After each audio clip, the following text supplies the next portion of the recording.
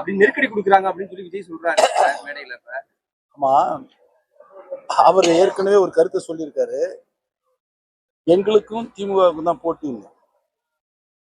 அதுக்கு என்ன காரணம் தெரியுங்களா? நடிகர் திரு விஜய் அவர்கள் பல்வேறு சோதனை வருகின்ற போதெல்லாம் இருந்தது. புரட்சி தலைவி அம்மா அவர்கள் ஆட்சி பொறுப்பில் இருந்த பொழுது அவர்களுக்கு தொழில் ரீதியாக பிரச்சனை வருகின்ற பொழுது புரட்சி தலைவி அம்மா அவர்களை இவரும் இவருடைய தந்தையும் நேரில் பார்ப்பார்கள், அவருடைய பிரச்சனையை தீர்த்து வைப்பார்கள். அடுத்தது அவர்கள் மகிழ்ச்சியாக செல்வார்கள். அதே போல்தான் எங்களுடைய பொதுச் செயலாளர் போற்றுவதற்கு எடப்பாடி அவர்கள் முதலமைச்சராக இருந்த பொழுது அவர் தொழில் ரீதியாக பிரச்சனை வந்த போது நேரடியாக சந்தித்தார். சந்தித்ததுடன் அவருக்கு தேவையான உதவிகளை செய்து அவர் மன நிம்மதியாக அனுப்பி வைத்தார். ஆனால் இந்த 5 ஆண்டு காலத்தில் திரு விஜய் அவர்களுக்கு தொழில் ரீதியாக பல்வேறு தொல்லைகளை கொடுத்து கொண்டிருக்கிற தலைவர்களாக இருக்கிறார்கள். அதுவும் குறிப்பாக உதயநிதி ஸ்டாலின் அவர்கள் அந்த துறையிலே ஒரு தயாரிப்பாளராக விநியோகஸ்தராக இருக்கிற காரணத்தினால் இவருடைய திரைப்படங்கள் முழுவதுமே பெரும் சிரமத்திற்குள்ளானது.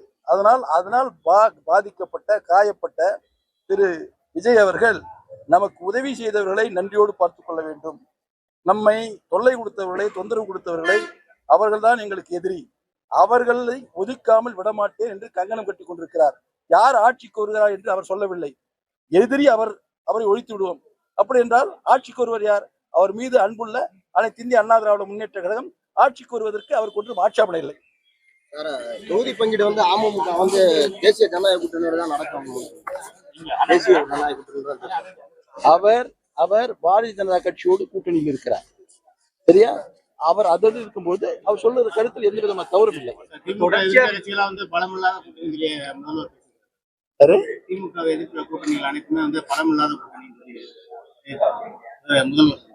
நாங்க ஏற்கனவே பலமான கூட்டணியை முடிவு செய்து விட்டோம்.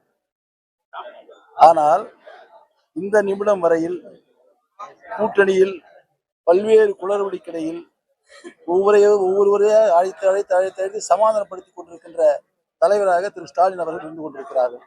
அவர் எங்களை பற்றி, எங்கள் கூட்டணி பற்றி பேசுவதற்கு எந்த விதமான தார்மீக உரிமையும் இல்லை.